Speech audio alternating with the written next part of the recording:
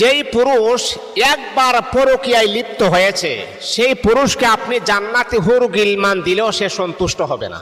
এখন আপনি বলতে পারেন হুজুর কেন? মনে রাখতে হবে, যেই পুরুষ নিজের ঘরে হালাল স্ত্রী রেখে অন্য ঘরের মহিলাদেরকে দেখলে তার আকর্ষণ আরো বেড়ে যায়, সেই পুরুষ কখনো হালাল জিনিস দেখলে কখনো সে হালাল জিনিসের প্রতি কখনো সে সন্তুষ্ট থাকতে পারবে না। আমি অনেক সময় দেখি, অনেক ভাইদেরকে আমি দেখি, নিজের ঘরের স্ত্রী এত সুন্দর, এত স্মার্ট, এত সুন্দর করে আল্লাহ পাক রব্বুল আলামিন বানিয়েছেন, আর সে যখন আরেকটা মেয়ের সাথে যখন পরকীয়া করে, আরেকটা নারীর সাথে পরকীয়া করে, এটাকে দেখতে এত বেশি দেখা যায়, এত খেত দেখা যায়, কিন্তু তার কাছে ওইটাই উত্তম, তার স্ত্রী ভালো না।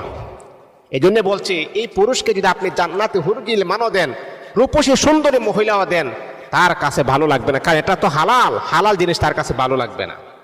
আমার বাবাদেরকে বলবো, এই অভ্যাসগুলোকে পরিহার করো।